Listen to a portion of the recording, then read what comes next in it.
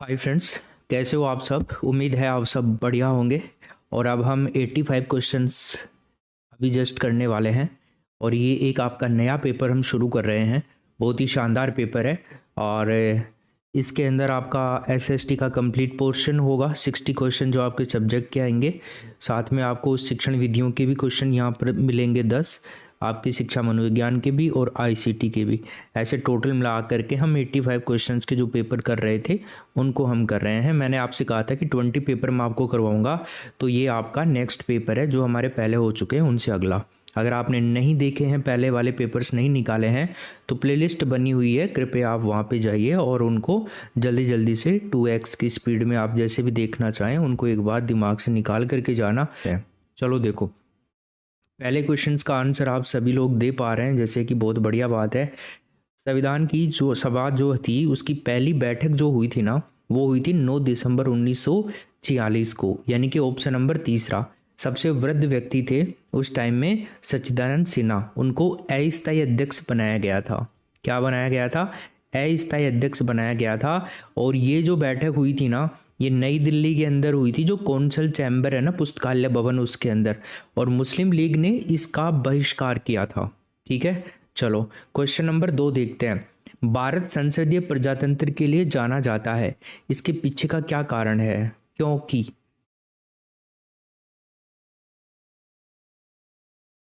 हम्म देखो, भारतीय संविधान है ना, संसदात्मक शासन प्रणाली की स्थापना करता है। क्योंकि राष्ट्रपति जो है वो ध्वज मात्र के अध्यक्ष होते हैं, और वास्तविक शक्तियां जो होती है ना, वो मंत्रिमंडल के अंदर निहित होती हैं, जो संसद के प्रति उत्तरदायी होती है। तो यहाँ पर हमारा आंसर होगा ऑप्शन नंबर तीसरा, क्वेश्चन नंबर 2 का भी। क्वेश्चन नंबर 3 देखते हैं अपन। निम्नलिखित में से किस वाद में ये कहा गया था कि प्रस्तावना भारतीय संविधान का अंग नहीं है? नहीं है। देखो, मैंने आपको एक पेपर करवाया था, उसमें आपको ये बताया था, पूरे के पूरे वाद जो थे ना वो समझाए थे। अगर आप कंटिन्यूअसली देख रहे हैं ना, तो आपको याद आ गया होगा। तो ये क्वेश्चन आप गलत नहीं करोगे। बताओ देखिए क्या उत्तर होगा इसका। एक एक वाद मैंने अच्छे से समझा दिए थे, और अभी और बता देता हूँ मैं जो तीनों वाद थे इंपॉर्टेंट। देखो, बेरूबारी वाद जो है, यहाँ पे हम बात करें पहले ऑप्शन की, तो आंसर तो इसका यही होगा। क्योंकि ये वाद जो था ना, ये 1960 का है, 1960 का। प्रस्तावना संविधान का अंग नहीं है। हाँ, संविधान के किसी अन्य प्रावधान की अस्पष्टता की स्थिति में उसे स्पष्ट करने के लिए प्रस्तावना का आश्रय लिया जा सकता है। बेरूबारी वाद के अंदर जो यूनियन वाद था उसके अंदर ये कहा गया। ठीक है, इसके अलावा एक वाद था केशवानंद भारतीवाद। कौन सा? केशवानंद भारतीवाद, 1973 वाला। प्रस्तावना संविधान का अंग है। संसद को प्रस्तावना में संशोधन करने का अधिकार है, किंतु बुनियादी ढांचे में नहीं, उसमें यह कहा गया। फिर गोपालनाथ बनाम पंजाब राज्यवाद के मामले के बारे में मैंने आपको बताया था कि प्रस्तावना उन सिद्धांतों का निचोड़ है जिनके आधार पर सरकार को कार्य करना है। राइट, चलो, तो यहाँ पर पहला ऑप्शन, क्वेश्चन नंबर 4 देखो। निम्नलिखित में से कौन सा मूल अधिकार भारतीय संविधान में नागरिकों को नहीं दिया गया है? बताइए। यस, तो फ्रेंड्स यहाँ पर आंसर होगा सूचना का अधिकार। कौन सा ऑप्शन? तीसरा। देखो, सूचना का जो अधिकार है ना, ये मूल अधिकार के रूप में भारतीय संविधान में नागरिकों को नहीं दिया गया है। ये एक विधिक अधिकार है दोस्तों। कैसा अधिकार है? विधिक अधिकार, जिसे सूचना के अधिकार अधिनियम 2005 के तहत नागरिकों को प्रदान किया गया। आपको बता दूं आपकी जानकारी के लिए, 15 जून 2005 को इसे अधिनियमित किया गया था, और पूरी तरह से है ना, इसको 12 अक्टूबर 2005 को संपूर्ण धाराओं के साथ में लागू किया गया था। तो ये दोनों डेट याद रखना। ये तो था आपका 15 जून 2005 तो अधिनियमित किया गया, और 12 अक्टूबर 2005 को पूरी तरह से इसको लागू कर दिया गया था। ठीक है, चलो 5 नंबर का प्रश्न देखिए। निम्नलिखित राज्य नीति के निदेशक सिद्धांतों में से कौन सा भारत के संविधान में मूलतः सम्मिलित नहीं था? बताइए।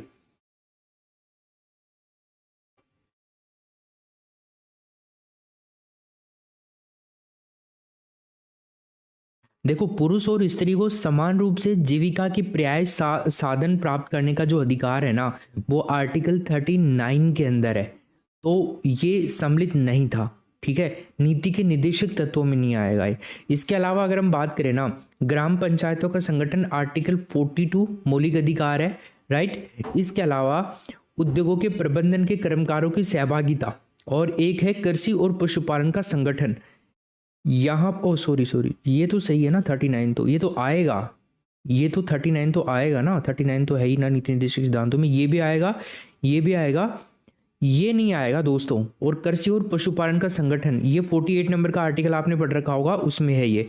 तो हमारा आंसर क्या होगा यहाँ पे, तीसरा ऑप्शन करेक्ट आंसर हो जाएगा, उद्योगों के प्रबंध में कर्मकारों की सहभागिता, यहाँ पे ये आंसर सही होगा। 6 नंबर का प्रश्न देखिए, किसी निर्देशक सिद्धांत पर गांधी के नैतिक दर्शन का प्रत्यक्ष प्रभाव है।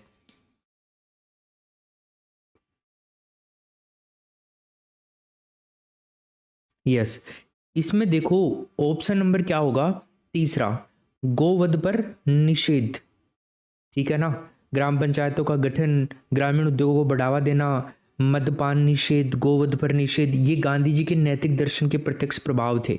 7वें नंबर में देखो, राष्ट्रपति को पदभार की शपथ किसके द्वारा दिलाई जाती है, बताओ क्या उत्तर होगा इसमें। अच्छा ये तो ठीक है, लेकिन अब आप मेरे को ये बताओ किस अनुच्छेद के तहत जिद दिलाई जाती है, कौन बताएगा इस क्वेश्चन का आंसर। अनुच्छेद 60 के तहत, 60 के अनुसार उच्चतम न्यायालय जो है, सुप्रीम कोर्ट जो है, एससी जो है, उसके मुख्य न्यायाधीश द्वारा राष्ट्रपति को शपथ दिलाई जाती है कि मैं अमुक व्यक्ति ईश्वर की शपथ लेता हूँ, सत्यनिष्ठा से प्रतिज्ञान करता हूँ कि मैं श्रद्धापूर्वक भारत के राष्ट्रपति के पद का कार्यपालन, यानी कि राष्ट्रपति की जो कृत्य हैं उनका निर्वहन करूँगा या करूँगी, अपनी पूरी योग्यता से संविधान और विधि का परीक्षण, संरक्षण और प्रतिरक्षण करूँगा, और मैं भारत की जनता की सेवा और कल्याण के लिए क्या कह सकता हूँ कि निरत रहूँगा। ठीक है, ऐसी शपथ लेते हैं। तो यहाँ पे आंसर क्या होगा, भारत के मुख्य न्यायाधीश, तीसरा ऑप्शन। क्लियर है। चलो क्वेश्चन नंबर देखते हैं 8, बताइए क्या उत्तर होगा। भारतीय संविधान के किस अनुच्छेद के अंतर्गत राज्यपाल एक विधेयक को राष्ट्रपति की स्वीकृति के लिए सुरक्षित रखने की शक्ति रखता है, बताओ बताओ जल्दी। यस, तो फ्रेंड्स यहाँ पे ये जो बात कही गई है ना, ये आर्टिकल नंबर 200 के अंदर कही गई है। ऑप्शन नंबर 3 ज्यादा आ रहा है क्या आज चलो देखो, जब कोई विधेयक अनुच्छेद 200 के अंतर्गत, अगर हम बात करें, जब कोई विधेयक राज्य की विधानसभा के द्वारा विधान परिषद वाले राज्य में विधानमंडल के दोनों सदनों के द्वारा पारित कर दिया गया है ना, तब वो राज्यपाल के समक्ष प्रस्तुत किया जाएगा, और राज्यपाल घोषित करेगा कि विधेयक पर अनुमति देगा या देता है, या अनुमति रोक लेता है, या फिर वो विधेयक को राष्ट्रपति के विचार के लिए आरक्षित रखता है। परंतु ये, और कि जिस विधेयक से उसके विधि बन जाने पर राज्यपाल की जो राय है, उसमें उच्च न्यायालय की शक्तियों का ऐसा अलंकरण होगा दोस्तों कि वो उसके स्थान पर जिसकी पूर्ति के लिए वो न्यायालय इस संविधान द्वारा एक परिकल्पिक हो जाएगा, मतलब एक क्या हो जाएगा, संकट उत्पन्न हो जाएगा। ऐसे समझ लीजिए कि उस विधेयक पर राज्यपाल अनुमति नहीं देगा, किंतु उसे राष्ट्रपति के विचार के लिए आरक्षित रख सकता है। इतना सिंपल शब्दों में देखो आप। 9 नंबर का क्वेश्चन देखिए, भारत के अगले राष्ट्रपति के निर्वाचन की निश्चित की गई तिथि के बारे में बताओ। ये आप यहाँ पे 22 कर लीजिए, है ना, 12 नहीं है, सभी में 22 कर लो, ये बाई मिस्टेक के 12 हो गया, इसमें 22 कर लीजिए आप।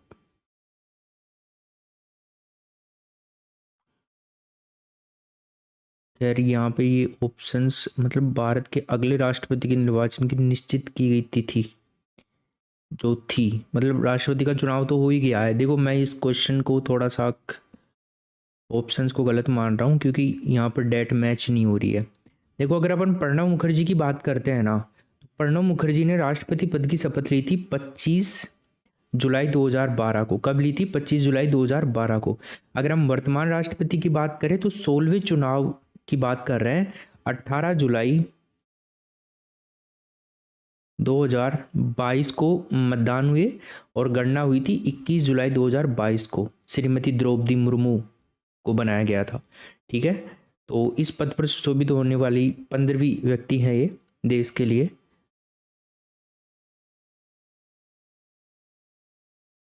पंद्रहवीं क्यों है आपके दिमाग में आ रहा होगा, क्योंकि देश के पहले जो राष्ट्रपति थे राजेंद्र प्रसाद, उनको लगातार 2 बार राष्ट्रपति चुने जाने के कारण दोनों क्रमों का अंतर जो है ना वो एक ही आ जाता है ना। चलो आगे चलते हैं अपन। तो 9 हो गया आपका। 10 नंबर का क्वेश्चन देखिए। इस संविधान संशोधन ने यह निश्चित किया कि प्रधानमंत्री को मिलाकर मंत्रियों की कुल संख्या लोकसभा सदस्य की कुल संख्या का 15% से अधिक नहीं हो सकती है। बताओ।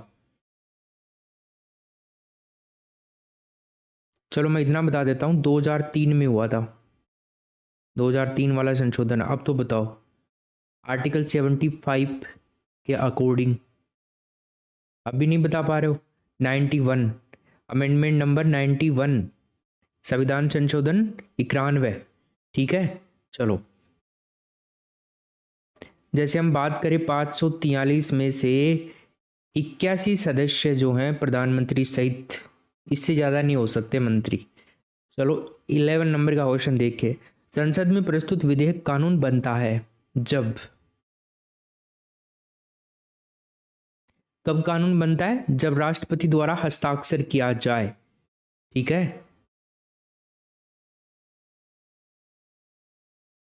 लेकिन मैं आपको बता दूं, कोई विधेयक तब तक कानून नहीं बन सकता है जब तक राष्ट्रपति इसकी अनुमति नहीं देता, पर देनी भी पड़ती है राष्ट्रपति को। वैसे भी निम्नलिखित में से कौन राज्यसभा सदस्यों का चुनाव करता है? बताइए।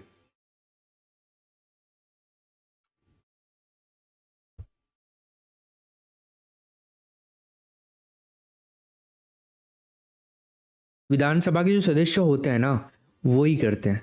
राज्यसभा में राज्यों और जो संघ राज्य क्षेत्र हैं उनके सदस्यों का चुनाव विधानसभाओं के जो निर्वाचित प्रतिनिधि होते हैं उनके द्वारा किया जाता है। और ये चुनाव आनुपातिक प्रतिनिधित्व मतदान पद्धति के अनुसार एकल संक्रमणीय मत प्रणाली के द्वारा होता है। क्वेश्चन नंबर 13 देखिए। भारत में संविधान का कौन सा अनुच्छेद राज्यों के उच्च न्यायालयों को मूल अधिकारों के प्रवर्तन का अधिकार देता है?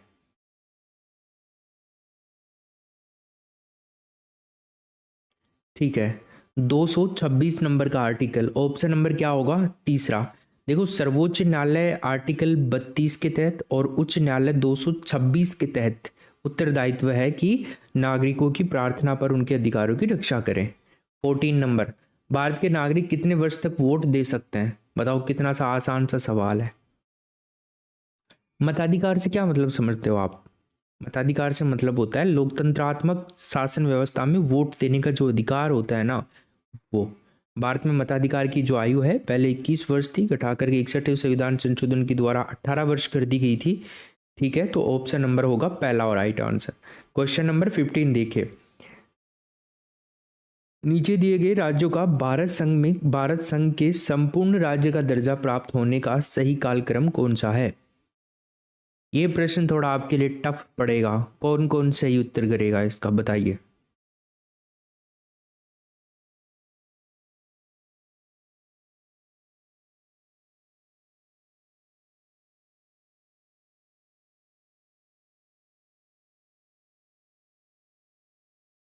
जल्दी बता दो।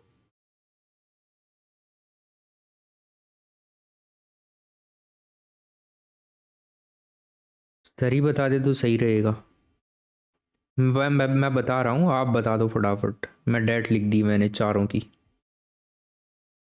तो 1 दिसंबर 1963, 1963 नागालैंड।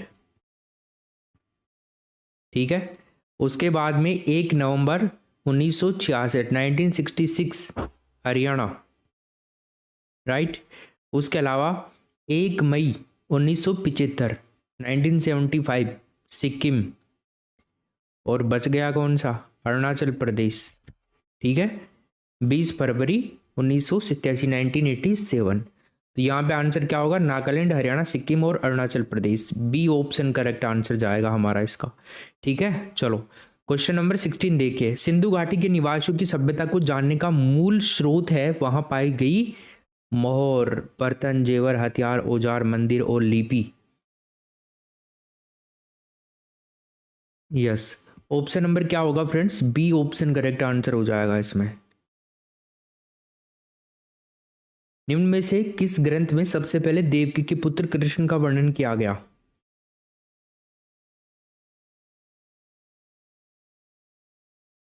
राइट, यहां पर आंसर क्या होगा? बी ऑप्शन, छांदोग्य उपनिषद। वासुदेव श्री कृष्ण वसुदेव और देवकी के पुत्र थे, इसका पहला उल्लेख छांदोग्य उपनिषद में मिलता है। सत्यकाम जाबाल की कथा, क्वेश्चन नंबर 18, गोदावरी नदी के तट पर स्थित महाजनपद कौन सा था? बताओ, वेरी मोस्ट इंपोर्टेंट क्वेश्चन है।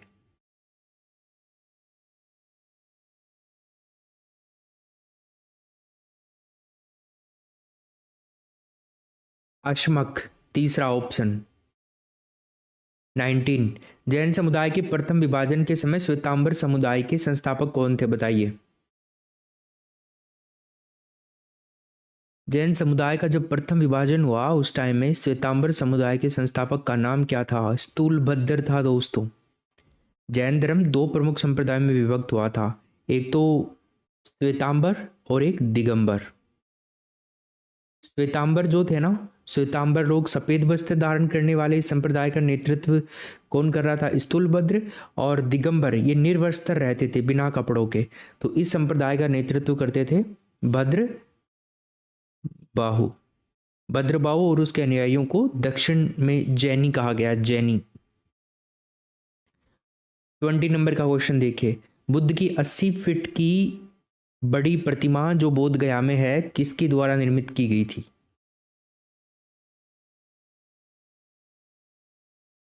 जापानियों के द्वारा। नंबर 1 ऑप्शन होगा जापानियों के द्वारा। ग्रेनाइट और बलुआ पत्थर से बनी हुई है। इसका निर्माण के अंदर 7 साल लगे थे पूरे, 7 year, long time. Question number 21, Ashok के शिलालेखों को पढ़ने वाला प्रथम अंग्रेज का नाम बताइए। यस, तो फ्रेंड्स अशोक के जो शिलालेखों को पढ़ने वाला प्रथम अंग्रेज था उसका नाम था जेम्स प्रिंसेप, ऑप्शन नंबर तीसरा। ठीक है, इसको सफलता मिली थी 1837 के अंदर। प्राकृत भाषा में लिखे हुए हैं, ब्रह्मी लिपि के अंदर अशोक के ज्यादातर लेख। सांची का स्तूप किस राज्य में है? बताओ।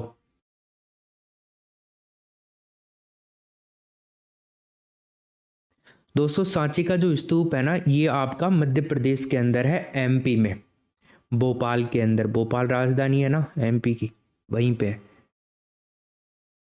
मौर्य काल की एक महत्वपूर्ण कृति है। रेहला नामक पुस्तक किस शासक के समय की घटनाओं का विवरण है?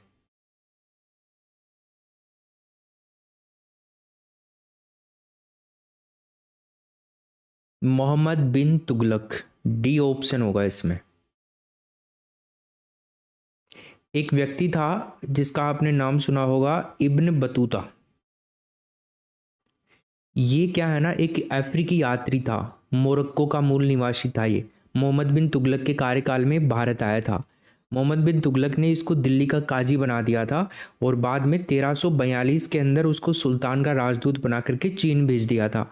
इब्न बतूता ने किताब उल रेहला नामक अपनी पुस्तक के अंदर अपनी यात्रा के विवरण के अंदर प्रस्तुत किया। तो ये कहानी है इसकी। अकबर काल में भू राजस्व व्यवस्था की एक प्रसिद्ध नीति आइन ए दहसाला पद्धति किसके द्वारा निर्मित की गई थी? बताइए।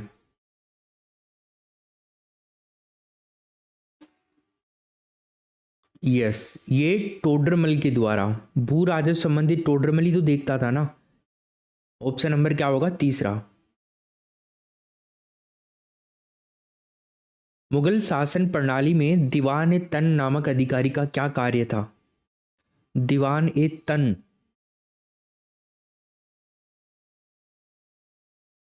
नगद वेतन से संबंधित था ये, है ना, तो इसमें वेतन संबंधी मामलों को देखना, तीसरा ऑप्शन होगा सही उत्तर। 26, महाराणा प्रताप की जन्म स्थली बताइए। उदय सिंह की रानी जयवंता बाई, पाली नरेश अखिराज सोनगरा की पुत्री की कोख से महाराणा प्रताप का जन्म हुआ था 9 मई 1540। कुंभलगढ़ की प्रसिद्ध बादल महल जूनी कचहरी के अंदर इनके बचपन का नाम था कीका। ऑप्शन नंबर 30 चौथा हो जाएगा इसमें राइट आंसर। 27 देखिए, आमेर राजा बिहारी मल की पुत्री का विवाह अकबर के साथ कहाँ हुआ?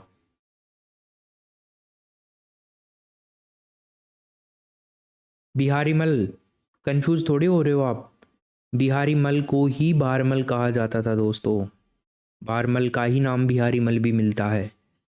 आमेर के कछुआ शासक बने थे 1547 में। राजस्थान के प्रथम राजपूत शासक थे जिन्होंने अकबर की अधीनता स्वीकार करके वैवाहिक संबंध स्थापित किए थे। सांबर राइट आंसर होगा इसमें। अकबर द्वारा निम्न में से किस शासक को शमशाबाद एवं नूरपुर की जागीर और राय की उपाधि दी थी?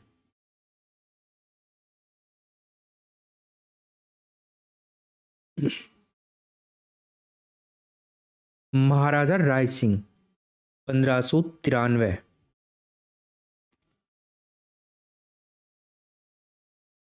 कौन पृथ्वीराज चौहान तृतीय का दरबारी विद्वान नहीं था?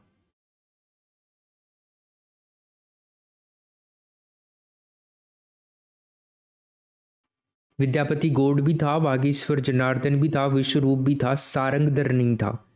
पृथ्वीराज तृतीय के जो समकालीन लेखक जो थे उनके बारे में भी हम बात करें, जयानक, जनार्दन, चंद्रबरदाई, आशाधर, विद्यापति गौड़, विश्वरूप, पृथ्वी भट्ट, ये सब थे, सारंगधर नहीं थे। 30 नंबर का क्वेश्चन देखिए, बताइए गांधी से हुए पूना समझौता जो पैक्ट था, पूना पैक्ट, उस पर निम्न में से किसने हस्ताक्षर दिए थे? भीमराव अंबेडकर, एम एन रॉय, वल्लभ भाई पटेल और अब्दुल क्यूब खान।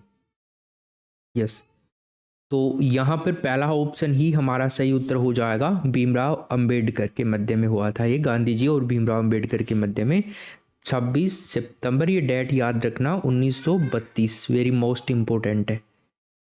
इसके तहत क्या है ना, दलितों के लिए पृथक निर्वाचन व्यवस्था समाप्त कर दी गई थी और अलग अलग प्रांतीय विधानमंडलों में दलित वर्ग के लिए 148 सीटों पर आरक्षण दिया गया था। दूसरे केंद्रीय विधानमंडल में 18% सीटों पर दलित वर्ग के लिए आरक्षित की गई थी।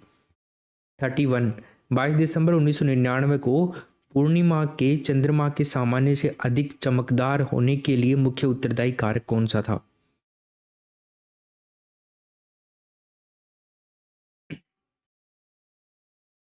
तो गाइज यहाँ पे आंसर होगा उपभू, डी ऑप्शन करेक्ट आंसर हो जाएगा, उपभू। 22 दिसंबर 1999 को चंद्रमा पूर्ण उपभू यानी कि फुल पेरिगी पर था, यानी कि इस दिन चंद्रमा के पृथ्वी की सबसे निकटतम दूरी पर रहने के कारण ये सर्वाधिक चमकदार दिखा। ठीक है, सबसे ज्यादा निकटतम दूरी पर था ये, फिर ये वापस चमकदार दिखा सर्वाधिक 14 नवंबर 2016 के अंदर, फुल मून।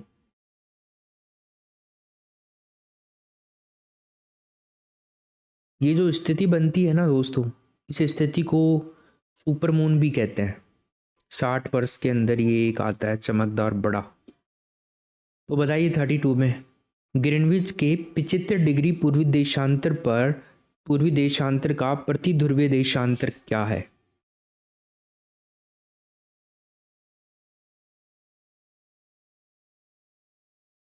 एक 105 डिग्री पश्चिम, बी ऑप्शन होगा। देखो ये एक कॉन्सेप्ट है, इसको आपको समझना पड़ेगा, क्योंकि ये हमें 0 डिग्री मान करके पूर्व और पश्चिम में 180 डिग्री देशांतर खींचनी पड़ेगी, फिर पूर्वी गोलाकार पृथ्वी पर 360 डिग्री देशांतर होते हैं, देखना पड़ेगा, उसके अलावा ऐसे निकलेगा फिर ये आपका। चलो आगे देखते हैं, समुद्री जल में लवण की मात्रा करीबन होती है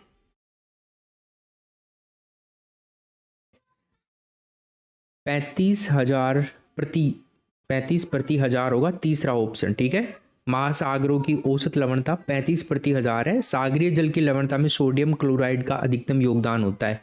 34 में देखिए, निम्न में से कौन सा माल्टा कहाँ अवस्थित है? माल्टा कौन से सागर में है? माल्टा बिल्कुल बीचों बीच में है, इनमें से जो सागर है उसके भूमध्य सागर के बिल्कुल सेंटर के अंदर। माल्टा एक 5 द्वीपों का एक छोटा सा द्वीप समूह है, सबसे बड़ा उनमें से माल्टा है, इसी वजह से इसका पूरों का नाम ही माल्टा पड़ा। माल्टा, गोजो, कोमिनो, फिल्फा। चलो विश्व की सबसे ताजा पानी की झील के बारे में बता दीजिए आप मेरे को, कौन सी है सबसे ताजा पानी की? है लेक सुपीरियर, तीसरा ऑप्शन हो जाएगा। World's largest fresh water lake, lake superior Canada के अंदर है, कनाडा और यूएसए के मध्य में है ये, 5 महान झीलों में से एक है ये। 36 में देखिए, जो महासागरीय धारा बेमेल है उसके बारे में बताइए।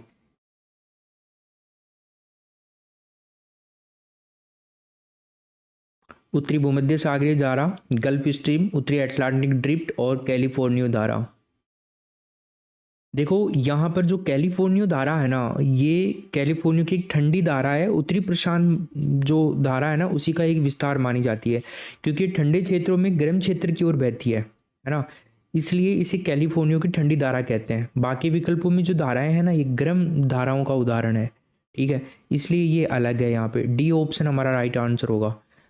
37 देखो, विश्व में ज्वार भाटे की सबसे अधिक ऊंचाई अंकित की गई है, कहाँ पर की गई है बताइए। तो फ्रेंड्स ये की गई है फंडी की खाड़ी में, पहला ऑप्शन सही उत्तर होगा इसमें। विश्व का सबसे ऊंचा जो ज्वार है ना, यानी कि ज्वार परिसर फंडी की खाड़ी में आता है, अमेरिका के अंदर ही है ये। किस वर्ष में सोवियत संघ रूस बना?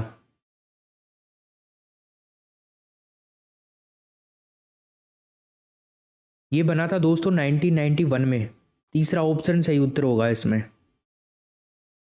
मरुस्थल और देश सुमिलित करो। नूबियन मैक्सिको, सोनोरन ऑस्ट्रेलिया, चिहुआहुआन चीन, अटाकामा चिली। ये तो आपने देख लिया होगा, नाम से पता लग गया चीन, सही है ये तो। चलो ये तो आंसर नहीं होगा इसका, मतलब सुमेलित है, मरुस्थल और देश सुमेलित है पर ये नहीं है दोस्तों, आप समझ रहे होंगे। सोनोरन, नूबियन, देखो नूबियन जो मरुस्थल है ना, ये सारा रेगिस्तान का जो पूर्वी क्षेत्र है ना, जहाँ पे नील नदी और लाल सागर के बीच वाला जो क्षेत्र है वहाँ पर है ये, सूडान और उत्तरी जो इरिट्रिया है ना वहाँ पे, तो ये आंसर इसमें गलत है। इसके अलावा हम बात करें सोनोरन की, तो सोनोरन मरुस्थल है ना उत्तरी अमेरिका के अंदर है, नॉर्थ अमेरिका के अंदर, मैक्सिको का सबसे गर्म मरुस्थल है ये। और चिहुआहुआन मरुस्थल भी मैक्सिको के अंदर ही है, चीन में नहीं है। इसके अलावा ये वाला सही है, अटाकामा चिली, डी ऑप्शन सही उत्तर हो जाएगा हमारा। समझ में आ गया? चलो आगे चलते हैं। 40 देखिए अब आप, वायुमंडल की परत जिसके कारण पृथ्वी पर रेडियो संचार संभव है, बताइए कौन सी है वो?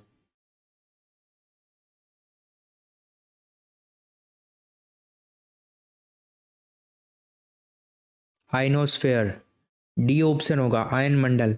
80 किलोमीटर से 640 किलोमीटर की ऊंचाई तक इसका विस्तार है।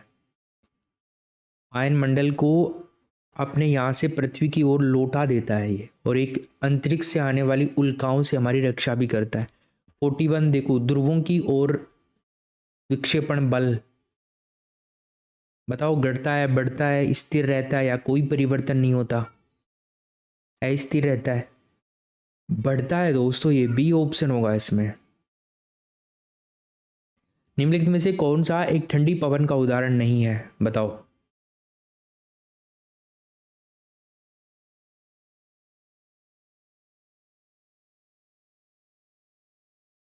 जोंडो, जोंडो एक गर्म है, गर्म धारा है ये। जोंडो पावन है, ये गर्म पावन है। अर्जेंटीना के अंदर जो इंडीज पर्वतमाला है ना उसके पूर्वी ढलान के अंदर ये बहती है, और ध्रुवीय समुद्री हवा के अंतर्गत आती है ये, बाकी सारी ठंडी है। पंपास घास मैदान किस महाद्वीप में स्थित है? तो फ्रेंड्स ये है आपका दक्षिणी अमेरिका, ऑप्शन नंबर तीसरा हो जाएगा। दक्षिण अमेरिका महाद्वीप के अंदर, अर्जेंटीना और उरुग्वे के अंदर शीतोष्ण कटिबंधीय घास के मैदान है ये। कागज की लुगदी बनाने हेतु कौन सा काष्ठीय कच्चा पदार्थ प्रयुक्त किया जाता है?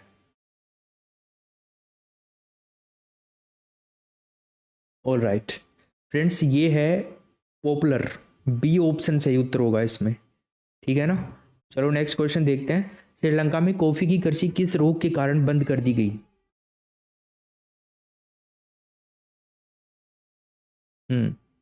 पर्णकिट के कारण, तीसरा ऑप्शन होगा इसमें राइट आंसर। 1870-80 के दशक में पर्णकिट की महामारी के कारण ज्यादातर ब्रिटिश उपनिवेशों में कॉफी कृषि बंद कर दी गई, है ना। अगला देखते हैं। जैसे ही कोई अर्थव्यवस्था विकसित होती है क्या होता है?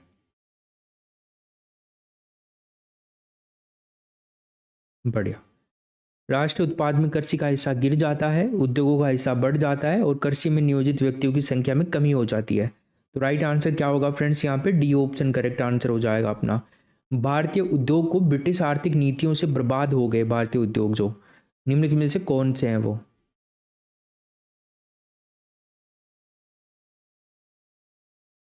तो वो है वस्त्र एवं हस्तशिल्प उद्योग, ठीक है ना।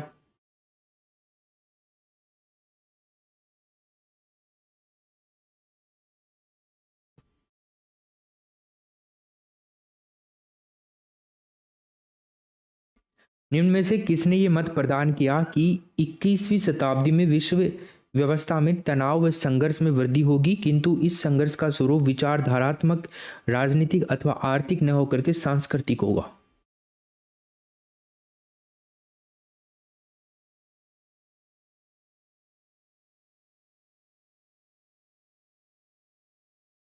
सैमुअल हंटिंगटन नंबर 1 ऑप्शन होगा इसमें। 49 देखिए, बौद्धिक संपदा अधिकारों के अंतर्गत कौन से क्षेत्र आते हैं? बता दीजिए मेरे को क्या उत्तर होगा इसमें।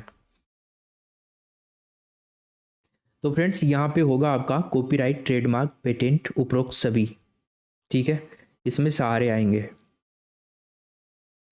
खाद्यान्नों का बफर स्टॉक कौन सा विभाग रखता है, बताइए। ठीक है, भारतीय खाद्य निगम रखता है, ऑप्शन नंबर बी होगा इसमें राइट आंसर। बफर स्टॉक भारतीय खाद्य निगम, एफसीआई, गेहूं, चावल, अनाज के जो पर्याप्त भंडार है ना वो यहीं पे। भारत में दशमलव मुद्रा प्रणाली कब से शुरू हुई थी? 1 अप्रैल 1957 से। पहला ऑप्शन होगा दशमलव टंकन प्रणाली, डेसिमल कॉइनेज सिस्टम। कौन सा बैंक किसानों को दीर्घ अवधि का ऋण देता है, बताओ।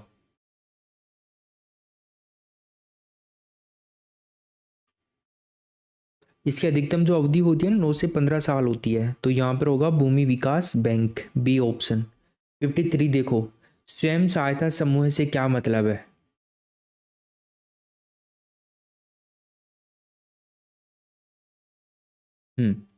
गरीब व साधनहीन 15 से 20 लोगों की छोटी छोटी बचतों व परस्पर सहायता प्रदान करना। यहाँ पे राइट आंसर हमारा हो जाएगा बी करेक्ट।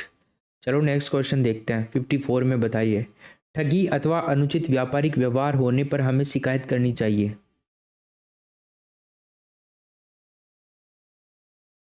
उपभोक्ता संरक्षण मंच को करनी चाहिए, पहला ऑप्शन होगा इसमें।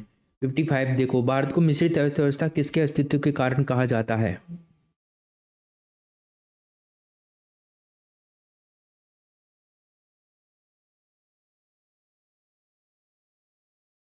सार्वजनिक क्षेत्र और निजी क्षेत्र के कारण कहा जाता है मिश्रित अर्थव्यवस्था, तो इसमें होगा हमारा बी सही उत्तर। भारत को मिश्रित अर्थव्यवस्था सार्वजनिक और निजी क्षेत्र दोनों के अस्तित्व के कारण कहते हैं। किसी देश में आर्थिक समृद्धि अनिवार्य रूप से होगी यदि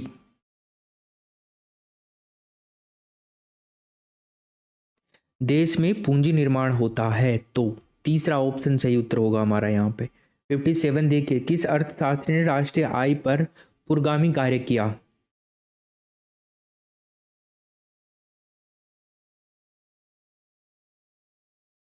V.K.R.V. राव, इन्होंने 1925 से लेकर के 1929 तक की अवधि के लिए 76 रुपये वार्षिक, सॉरी प्रति व्यक्ति वार्षिक आय बताई थी।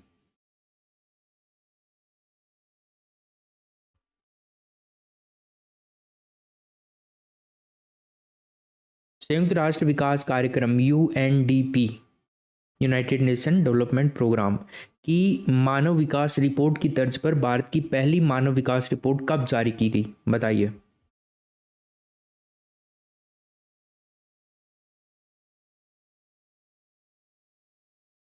भारत में योजना आयोग की जो पहली नेशनल ह्यूमन डेवलपमेंट रिपोर्ट 2001 थी, एक में जारी की गई थी, तो यहाँ पे हमारा आंसर होगा बी ऑप्शन, ठीक है, जो कि 2002 में प्रकाशित हुई थी। नेक्स्ट क्वेश्चन है 59 नंबर का, एक राष्ट्र एक राशन कार्ड योजना कब शुरू की गई, बताइए। एक राष्ट्र एक राशन कार्ड योजना 2018 में शुरू हुई थी दोस्तों। 60 नंबर का क्वेश्चन देखिए, मुद्रा का निम्नलिखित में से कौन सा मुख्य कार्य है? तो मुद्रा का मुख्य कार्य मूल्य का मापन, डी ऑप्शन करेक्ट आंसर होगा आपका। 61 देखिए, प्रभावशाली शिक्षक बनाने के लिए आवश्यक क्या है?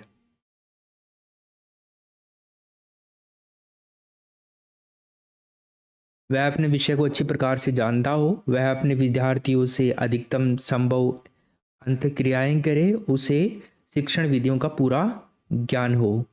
तो उपरोक्त सभी होगा ना, डी ऑप्शन करेक्ट। 62 देखिए, विकासात्मक मनोविज्ञान में जीवन का अध्ययन किया जाता है। तो फ्रेंड्स, विकासात्मक मनोविज्ञान में जीवन का अध्ययन किया जाता है जीवन पर्यंत। तीसरा ऑप्शन सही उत्तर होगा अपना यहाँ पे।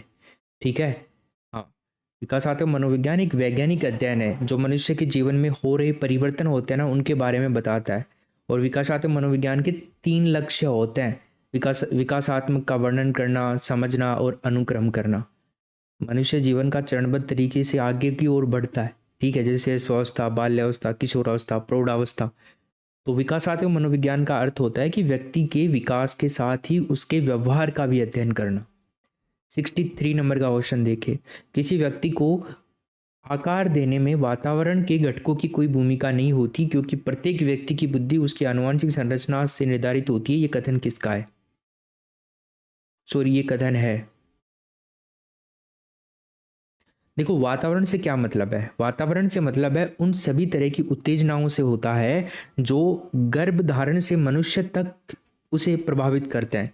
यानी कि कथन ठीक नहीं है कि किसी व्यक्ति को आकार देने में वातावरण के घटकों की कोई भूमिका नहीं होती क्योंकि प्रत्येक व्यक्ति की बुद्धि और उसकी आनुवंशिक संरचना से निर्धारित होती है।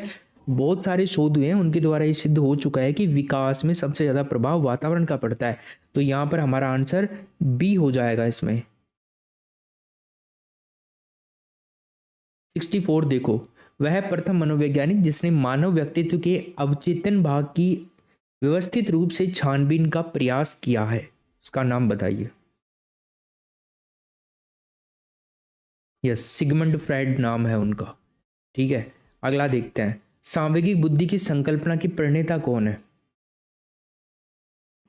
देखो, ये जो शब्द है इसका सबसे पहले प्रयोग जॉन मेयर पीटर सेलोवी ने किया था 1990 के अंदर। यहां पर आंसर होगा आपका पहला ऑप्शन।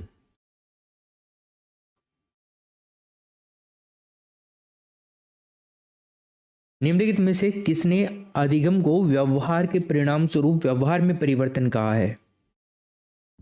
बताइए,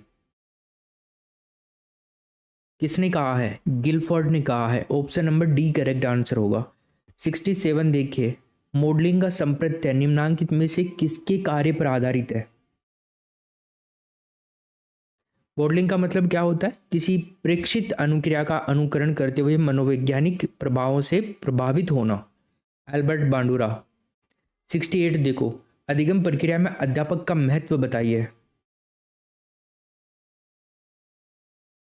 आत्मीकरण के लिए, समायोजन के लिए, अनुकूलन के लिए, उपरोक्त सभी। यस, इसमें ना राइट आंसर अपना डी हो जाएगा। नेक्स्ट क्वेश्चन देखिए, सृजनात्मकता एक प्रकार का चिंतन है। अपसारी, अभिसारी या फिर जो भी है बताइए। तो फ्रेंड्स, ये है आपका अपसारी, नंबर 1 ऑप्शन होगा। अपसारी चिंतन को पार्श्व या बहुविध या आउट ऑफ बॉक्स चिंतन भी कहा जाता है। 70 नंबर का क्वेश्चन है, सकारात्मक और नकारात्मक उत्तेजनाएं या घटनाएं छात्र के व्यवहार को प्रेरित करते हैं। कौन सा मनोवैज्ञानिक प्रक्षेप पे जो है इस तरह की प्रेरणा की व्याख्या करते हैं?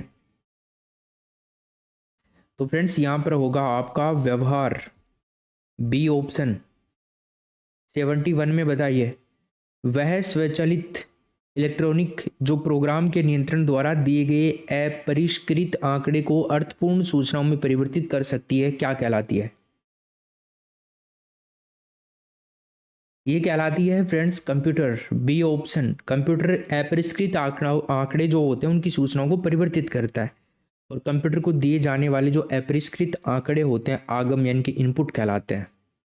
72, किस मेमोरी में डाटा का प्रोग्राम अस्थायी रूप से संग्रहित रहते हैं? अस्थायी, अस्थायी मेमोरी कौन सी होती है? रैम होती है ना। कंप्यूटर बंद करने पर ख़त्म सब कुछ मामला। 73, ब्रॉडकास्टिंग नेटवर्क किसका उदाहरण है बताओ। Broadcasting point two point topology, सबसे सरल टोपोलॉजी होती है ये, जो दो नोड्स की सीधे एक सामान्य लिंक से जोड़ती है। पॉइंट टू पॉइंट कनेक्शन दो सिरों को जोड़ने के लिए या तार या केबल की वास्तविक लंबाई का उपयोग करते हैं। तो यहाँ पर आंसर क्या हो जाएगा आपका, डी ऑप्शन। जैसे टावर देखते हो ना आप, टावर, कई घरों के ऊपर आप कोई छतरी देखते होगे, छोटी छोटी सी गोल गोल छतरी, तो वो एक टावर से दूसरे टावर से लिंक होती है, ठीक है, पॉइंट टू पॉइंट।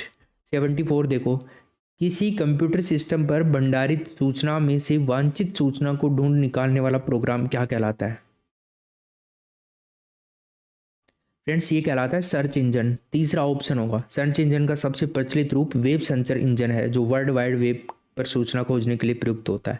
75 देखो, राजस्थान सरकार द्वारा बनाई गई ई शासन योजना कौन सी है। तो दोस्तों वो योजना है ई मित्र, बी ऑप्शन होगा इसमें, ठीक है। चलो नेक्स्ट क्वेश्चन है, सामाजिक अध्ययन का व्यवहारिक ज्ञान देने हेतु सर्वोच्च पद्धति कौन सी है। तो फ्रेंड्स उस पद्धति का नाम है प्रोजेक्ट मेथड, तीसरा ऑप्शन। 77, शैक्षिक परिवर्तनों का मुख्य लाभ बताइए।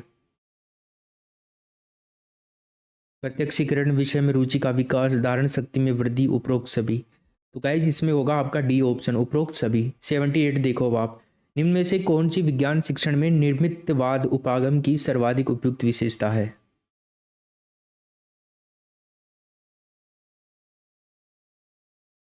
तो दोस्तों यहाँ पे आंसर होगा आपका विद्यार्थियों को अनुभवात्मक अधिगम उपलब्ध कराना, थर्ड ऑप्शन, ठीक। चलो 79 देखो, कक्षा में सामाजिक रूप से उपेक्षित बच्चों के प्रोत्साहन के लिए आप क्या करेंगे।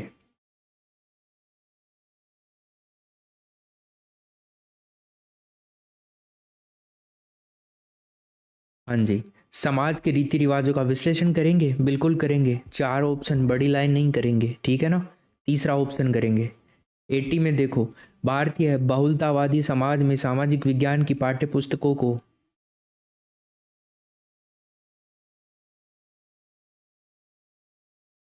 सभी धर्मों और सामाजिक समूहों को शामिल करना और उसका प्रतिनिधित्व करना चाहिए, डी ऑप्शन होगा इसमें। बड़ी लाइन करेंगे है ना, बाद में नहीं कहने का, अभी बड़ी लाइन कर देने का। 81 बताओ, मूल्यांकन की सही अवधारणा निम्न में से परिलक्षित होती है। मूल्यांकन की सही अवधारणा माप और निर्णय से परिलक्षित होगी, तीसरा ऑप्शन होगा इसमें। 83 देखो, विद्यालयों में सृजनात्मकता आधारित शिक्षा हेतु निम्नलिखित में से क्या आवश्यक है। इसके लिए आवश्यक है कि मूल्यांकन प्रणाली में सुधार किया जाए, डी ऑप्शन। अनुवर्ग शिक्षण, ट्यूटोरियल टीचिंग है। अनुवर्ग शिक्षण में शिक्षक के पास छात्रों का छोटा समूह होता है, जिसमें 5 से 10 छात्र होते हैं। छात्रों के पूर्व ज्ञान को ध्यान में रखकर शिक्षक शिक्षण बिंदुओं पर चर्चा करता है। शिक्षक प्रत्येक छात्र की कठिनाई का हल निकालता है, उपरोक्त सभी होगा इसमें, डी ऑप्शन। 84 देखो, उच्च प्राथमिक स्तर पर सामाजिक विज्ञान के स्वरूप पर ए, बी और सी कथनों पर विचार कीजिए और आपको सबसे उचित विकल्पों का चयन करना है। तो फ्रेंड्स यहाँ पर आंसर होगा, यह अपने वातावरण में लोगों का अध्ययन है, ठीक है, उच्च प्राथमिक स्तर पर सामाजिक विज्ञान के स्वरूप पर, ये तो सही है। ये लोगों के संबंधों और उनकी अंत निर्भरता का अध्ययन है। ये अतीत और वर्तमान के साथ संबंधों का अध्ययन है, ये सही है सारी बातें। तो यहाँ पर हमारा ए, बी और सी राइट आंसर हो जाएगा, ठीक है। देखो, उच्च प्राथमिक स्तर पर सामाजिक विज्ञान विषय का मुख्य उद्देश्य बालक को अपने समाज और आसपास के वातावरण को समझाना होता है।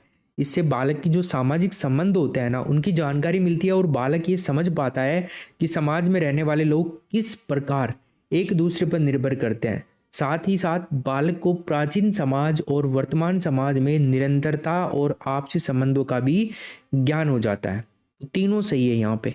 85 देखो, एक सक्रिय सामाजिक विज्ञान की कक्षा अधिगमकर्ताओं को प्रेरित करती है।